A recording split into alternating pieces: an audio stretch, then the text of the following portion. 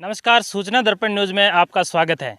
जिस प्रकार हम आपको प्रत्येक ग्राम पंचायतों की जो विकास के मुद्दों को लेके अब की बार जो चर्चा करते हैं, तो इसी कड़ी में अगर बात करते हैं ग्राम पंचायत गर्ल की, तो यहाँ से सरपंच पद पे हैं श्रीमती वीरों देवी और इन आज प्रतिनिधि के रूप में हमारे साथ हैं श्रीमान जेठाराम जी।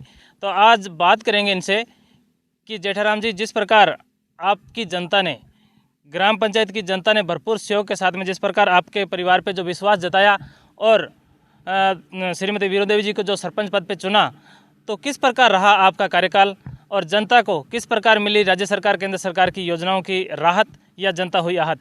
अब बात करेंगे जेठाराम जी से। तो सर, सबसे पहले तो हमारे चैनल में स्वागत है आपका। जी धन्यवाद आपको।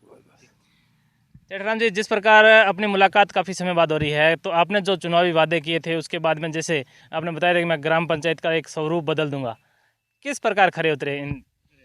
जी स्वरूप बदलना तो एक अपने आप में मतलब मंशा होती है।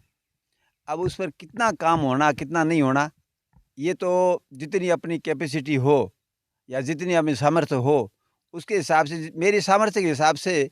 और विशेष करके इस काम के अंदर एमएलए साहब ने जो हमको सहयोग दिया, उसके बलबूते पर जहाँ तक हो सके अपने गांव का अच्छा विकास करने की कोशिश की है।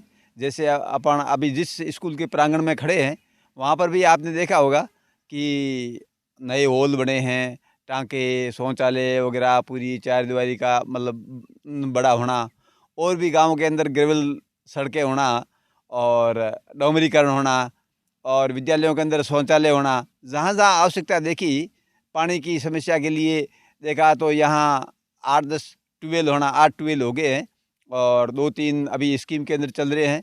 और भी जहाँ जहाँ जितना हो सके, लाइट है तो लाइट के भी हमने फार्म भरवा दिए हैं। जो वंचित है उनके लिए भी मतलब है जो कार्रवाई हो जाएगी।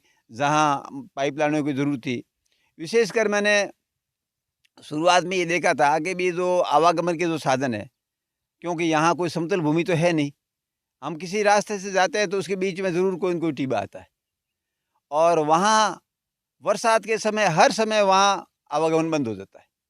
क्यों कि जो गैरल सड़कें हैं, मतलब क्या कि वो वहाँ से पानी में पिघल करके नीचे आ जाती हैं, खड्डे हो जाते हैं और आवागमन बंद होता है। जेठाराम जी, जिस प्रकार अगर बात करें, आप भी एक शिक्षक के पद पे रहते हुए शिक्षा को बहुत आपने नज़दीकी से देखा है और यहाँ पे शिक्षा की अलग जगह ही है। तो शिक्षा के क्षेत्र में आपके क्या विकास कार्य रहे? जी, शिक्षा के क्षेत्र में जैसे विद्यालय भवन की बात अभी मैंने आपको कही, और बाकी मैंने 7 स्कूलों के अंदर सार्वजनिक शौचालय जो साफ़ सफाई हेतु और बच्चों की सुविधा के लिए बहुत आवश्यक है, 7 स्कूलों में मैंने 3-3 लाख के शौचालय भी बनवाए। जहाँ स्कूलों में टाँके नहीं थे वहाँ टाँके भी बनवाए। और मैंने एक प्राइमरी इंग्लिश विद्यालय की भी मांग की, जो अभी मतलब क्या आगे आया तो नहीं है, लेकिन मतलब क्या उसके लिए एमएलए साहब ने हाँ भर रखी है कि मैं आपके यहाँ विद्यालय करवा दूंगा। एक मेरी मंशा ये है कि हमारे इस पंचायत में 2 सीनियर सेकेंडरी विद्यालय है, तो मैं चाहता हूँ कि अगली बार मैं एक विद्यालय को विज्ञान संकाय में बदल करके, और ताकि क्या है कि बच्चों के लिए यहाँ साइंस की पढ़ाई के लिए भी उनको मतलब अच्छी व्यवस्था हो सके, वो आगे बढ़ सके। बिल्कुल, ये बिल्कुल आपकी शिक्षा के प्रति जो भावना है, वो कहीं न कहीं इसको आगे बढ़ाने की है। तो अगर बात करें पेयजल की सुविधाओं का लाभ यहाँ के लोगों को किस प्रकार मिल रहा है? जी, पेयजल की वैसे तो देखें तो पेयजल की इतनी हमारे यहाँ समस्या नहीं है, और विशेष करके समस्या कहाँ है, ये भी मैं आपको बताऊँ कि जैसे मान लीजिए कोई एक क्षेत्र है, राजस्व गाँव ही है। अब राजस्व गाँव में अगर कहीं ट्यूबवेल है, तो जहाँ तक समतल भूमि है वहाँ तक तो पाइपलाइन द्वारा पानी चला जाता है, और जो ऊपर टिब्बे पर लोग हैं, थोड़ी ऊंचाई पर बसे हुए लोग हैं, तो वहाँ लगभग समस्या रहती है, चाहे वो उस ट्यूबवेल के नज़दीक भी है लेकिन वहाँ समस्या रहती है। तो मैंने ये भी प्रयास किया है कि जो ऊंचाई के लोग हैं वहाँ पर भी मतलब ट्यूबवेल का निर्माण हो जावे। अब जैसे अभी मेरी मंशा है कि कुछ ऊंचाई पर जो स्थान है इधर मतलब ये जैसे मतलब रामपुरा है, तो रामपुरा के अंदर मैंने 1-2 स्कीमें यहाँ दी है ताकि कुछ ऊंचाई के लोग हैं। और वैसे एक मैंने यहाँ ये भी देखा है कि जो ऊंचाई के क्षेत्र है वहाँ ट्यूबवेल होते हैं, वहाँ पानी मीठा होता है। यहाँ जो रामपुरा के पास में पानी मतलब खारा है, और थोड़ा ऊंचा आते हैं पानी मीठा है। यहाँ ये जो भादुओं का डेर है, उस भादुओं के डेर के उली तरफ एक मतलब क्या टिब्बा है, बहुत ऊंचा टिब्बा है, और वहाँ ट्यूबवेल मतलब 100 फुट हुआ, बिल्कुल मीठा पानी है। तो जितनी ऊंचाई पर मतलब क्या कि भूमि है वहाँ लगभग पानी मीठा भी है, तो मैंने ये भी प्रयास किया कि भाई जहाँ लोगों को पानी नहीं पहुँचे वहाँ ट्यूबवेल बने और पानी की सुविधा हो।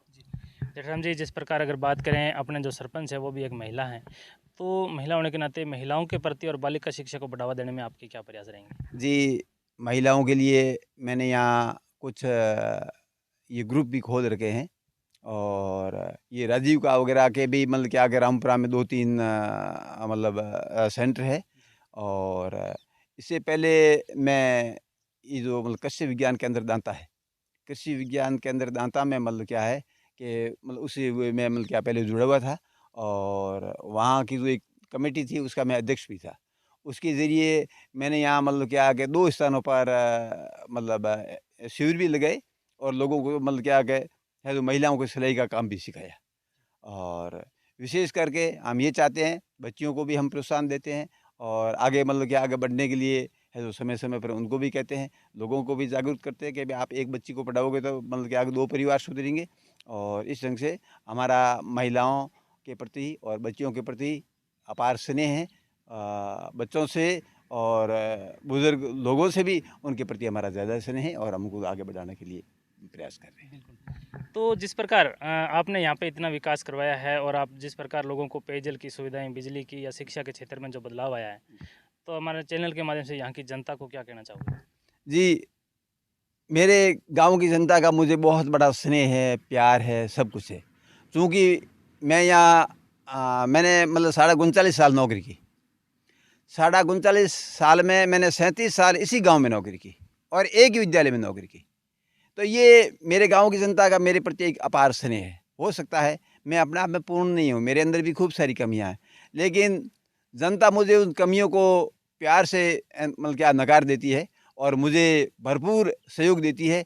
और मैं ये चाहता हूँ कि अगर किसी भी प्रकार मेरे काम में कोई कमी भी हो, तो मैं जनता से निवेदन भी करना चाहूँगा कि कृपया आप प्यार से मुझे जैसे आप प्यार से रख रहे हो, उसी प्रकार मुझे प्यार से सुझाव आदि देते रहें, ताकि अपन मिल करके और आगे बढ़ें। बिल्कुल। तो ये थे हमारे साथ ग्राम पंचायत गर्ल के सरपंच प्रतिनिधि श्रीमान जेठाराम जी थोरी, जिन्होंने बताया कि अब की बार शिक्षा के क्षेत्र में, पेयजल की सुविधाओं के क्षेत्र में लेके या सड़कों को लेके काफ़ी विकास हुआ है और जनता का भरपूर सहयोग रहा है। तो सर, हमारे चैनल में 10 मिनट टाइम देने के लिए बहुत बहुत धन्यवाद। जी साहब, बहुत-बहुत धन्यवाद आपको, आपके चैनल को, आपको सबको बहुत-बहुत धन्यवाद।